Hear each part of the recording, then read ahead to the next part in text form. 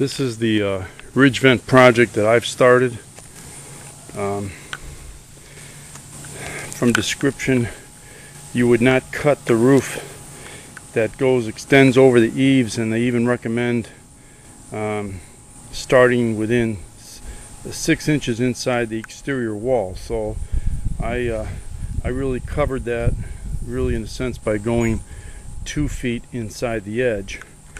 And here you can see the top of the ridge board, because this roof is a ridge board construction.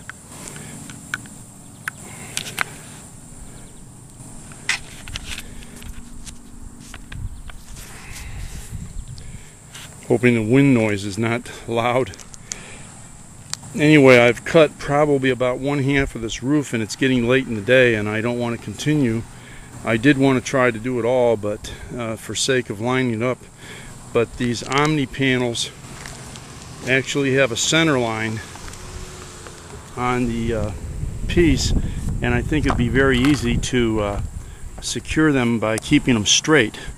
Our own roof, which is over across the way, doesn't really look too straight when I look at it from here. Anyway, on this house I will be installing these plastic air vents. This is what they look like underneath. The nailing holes are shown right here. The nailing line is also shown for putting the ridge shingles back on. The piece covers pretty much the ridge shingles area that was taken off this roof. You can see that there's a gap.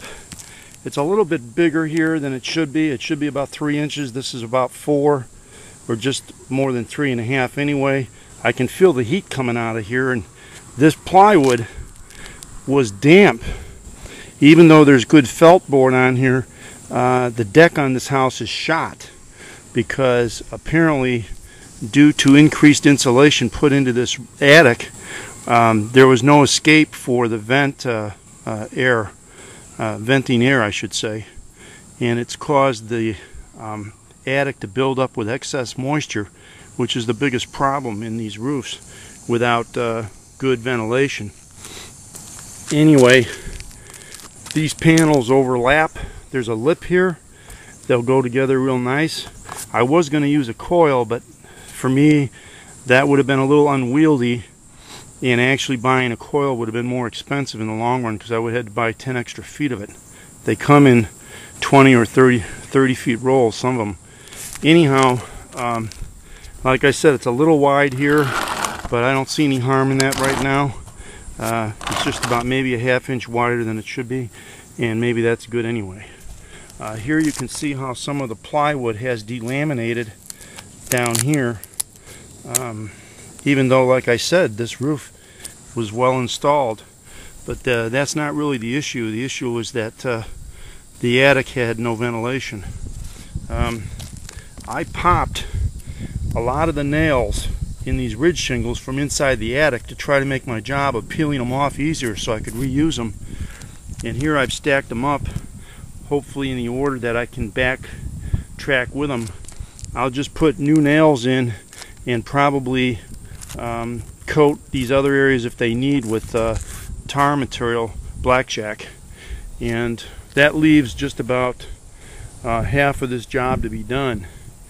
Even the chimney is, I call it spalling, because the chimney has a good degree of moisture in it. Again, that's a furnace type problem. There's an 80% efficiency furnace in this house, and this chimney wasn't designed for that. It just never heats up, and as a consequence the chimney gets cold, doesn't heat up, and it stays wet. And when it freezes in the wintertime, internally and externally, the water and the ice just crack off these bricks in pieces. And we'll have to do something about that. We'll have to put a liner in there. And again, with the attic having excess moisture, even the chimney itself on the exterior part was wet. Well, that's as far as I've got today, probably because I've run out of energy. And we'll continue again tomorrow, hopefully. Incidentally, the material cut is 1 inch because the asphalt is about 1/2 inch thick here. You can see that. And the plywood is over 1/2 inch. So I had to cut using a 1 inch exposure on the blade so as not to damage the rafters significantly. There's a slight 1/16 or 32nd of an inch gouge there, but that's nothing. Okay, I just placed the ridge vent up here in pieces just to see how straight it is and how it appears overall before I tack it down for the evening. So this is the next step in placing this material to finish this job. Obviously, after I do that, it's watertight, excepting the areas where there's holes to hold the nail. You know, the nails go in, but it really wouldn't leak at this point if I just tack it down.